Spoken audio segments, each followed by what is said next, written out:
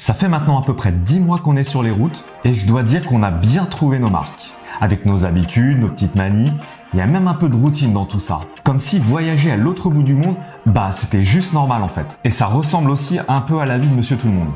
Mais bon, j'exagère peut-être un peu, mais je suis pas loin de la vérité. En revanche, c'est normal d'avoir une certaine routine qui s'installe au fil du temps. Ça permet à chacun de trouver ses repères, son équilibre. Je pense même que c'est nécessaire pour la cohabitation et donc le bon déroulement du voyage. Car partir à 4 très loin de chez soi, dans une casa rodante, c'est comme ça qu'on dit ici, d'environ 5 mètres carrés au sol, comment dire, c'est pas tous les jours facile. Attention, je dis pas qu'on regrette et qu'on s'est trompé. Juste qu'il faut être flexible et avoir développé une bonne capacité d'adaptation. Oui, c'est ça le terme, adaptation. Si je devais résumer le voyage en un mot, bien sûr. Salut à toi et bienvenue dans cette nouvelle vidéo. Comme tu as pu t'en rendre compte, j'ai changé un petit peu mes habitudes. J'ai fait différemment pour cette vidéo. Oui, le changement, ça fait du bien aussi. Et ça me motive un peu plus à produire des nouvelles vidéos. Oui, parce que faire des vidéos sur YouTube, c'est un peu chronophage. Et c'est important de garder la motivation pour continuer. Il faut sans cesse innover, créer des nouvelles choses pour garder l'attention du spectateur. C'est d'ailleurs ce qui fait le charme, je trouve, dans la réalisation de vidéos. Mais c'est pas toujours facile. Et en plus, ça fait du bien de changer. Et j'avais envie de changer déjà depuis quelques temps. Mais comme beaucoup d'entre nous, j'avais un petit peu la flemme. Oui, parce que je m'étais installé dans une espèce de facilité à créer des vidéos. J'avais mes petites habitudes, ça roulait, j'enchaînais. De manière un petit peu automatique aussi. Et au fil du temps, je prenais un peu moins de plaisir à réaliser ces vidéos. Tiens, ça fait étrangement écho, je trouve, à l'introduction. Et tout le monde le sait que changer ses habitudes, c'est pas si facile. Faut se mettre un bon coup de pied au cul parfois. Aussi, comme tu as déjà pu t'en apercevoir, bien sûr si tu suis nos vidéos, Céline me prête main forte maintenant pour créer des vidéos. On en fait une chacun notre tour. En fait, ça c'est la théorie, il n'y a pas de règle. Avec chacun notre propre style, ça permet surtout de répartir la charge de travail. Et c'est pas plus mal, je trouve. Et c'est aussi une façon différente de raconter le voyage. De mettre en avant telle ou telle chose en fonction de nos préférences. Bref, je n'y vois que des avantages pour tout le monde. Tiens, vu qu'on parle de changement, tu t'étais peut-être rendu compte que les plans drone avaient disparu dans nos vidéos. Oui, notre petit moustique qu'on avait ramené de France, il avait rendu l'âme. Sur le coup, on était bien embêtés car on se trouvait au Pérou à ce moment-là. Et c'est pas si facile de racheter un drone là-bas. À cause de la disponibilité, bien sûr, et aussi du prix. Déjà, c'est plus cher qu'en France et pas qu'un peu en plus. Mais bon, après pas mal de recherches, on a quand même réussi à trouver celui qui nous convenait. Là-dessus, tu t'en doutais un peu, sinon tu n'auras pas pu voir l'introduction au début. Et maintenant qu'on a notre nouveau drone, on va pouvoir remettre des plans drone dans toutes nos vidéos. Enfin, presque toutes. Et ça, c'est vraiment une bonne nouvelle.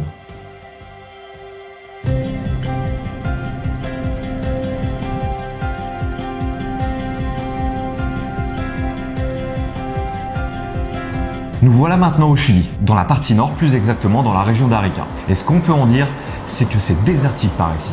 Ça fait longtemps qu'on n'a pas vu de vraie forêt, avec des arbres, de l'herbe, du vert quoi. Le passage à niveau, ça n'a l'air de rien comme ça, mais c'est la première fois du voyage qu'on en croise un. Il aura fallu attendre presque 10 mois et plus de 10 000 km pour en voir un. C'est dingue, on est presque dans un autre monde. Allez, on est reparti pour toujours plus de routes désertes. Et toujours aussi peu de trafic. De manière générale, ce qu'on croise le plus, ce sont les camions. Maintenant, on arrive dans le parc national de Loca. C'est un parc avec de magnifiques lagunes et des couleurs incroyables. Et de beaux volcans avec leurs sommets coniques sous la neige. Mais malheureusement, je ne pouvais pas envoyer le drone là-bas pour capturer de belles images. Car il y avait pas mal de vent. On se trouvait à peu près à 4500 mètres d'altitude. C'est pas facile de faire voler un drone dans ces conditions. Et en plus, le drone, il m'affichait sur la télécommande altitude élevée. Même si théoriquement il peut voler jusqu'à 5000 mètres, je me suis pas trop risqué sur ce coup-là, bien sûr de peur de le cracher. C'est dans le seul village du parc qu'on passera la nuit avant de se rendre au Salar de Sourire. Là-bas, c'est encore plus paumé que tout ce qu'on a déjà fait avant. Si, crois-moi, c'est possible. Mais en se levant le matin, on a eu une surprise avec le froid. Toutes les canalisations d'eau d'Hector avaient gelé. Il avait fait pas loin de moins 15 degrés pendant la nuit. Bref, c'est pas si grave, ça dégérera pendant la journée. Nous voilà repartis sur les routes, plutôt sur les pistes, car pour atteindre ce salar, nous avons plus de 3 heures à aller et plus de 100 km de pistes, assez bonnes finalement par rapport à ce qu'on a déjà connu. Les paysages sont vraiment magnifiques, toute cette nature presque vierge, c'est tellement incroyable.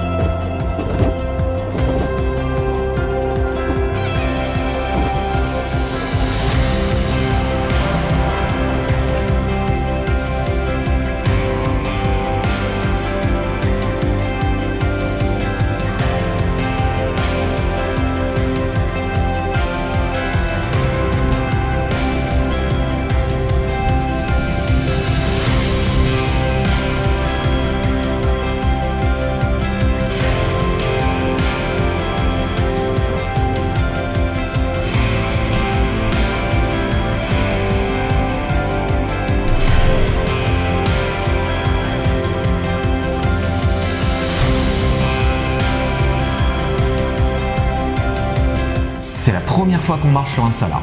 On profite du lieu rien que pour nous, sans aucune trace de vie humaine avec kilomètres à la ronde.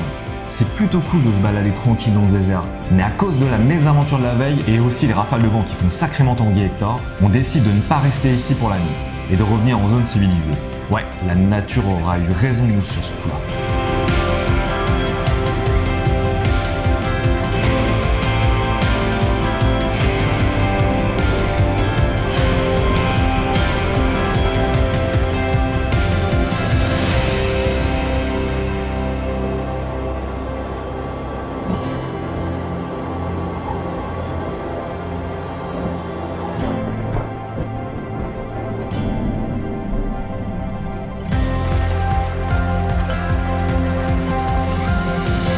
Le truc qu'on manque pas dans cette vidéo, c'est le nombre de camions incroyables sur cette piste qui vont chercher du sel au salar. Bah oui, le gouvernement il a une super idée, c'est de mettre une usine d'exploitation du sel ici même, dans ces paysages complètement incroyables. Ça gâche un petit peu le paysage je trouve. Mais bon, on arrivera quand même à trouver un petit coin super sympa sans aucune pollution visuelle. On est sauvés, on n'est pas venu là pour rien. Ou alors pour se gâcher la vue avec cette usine et tous ces camions.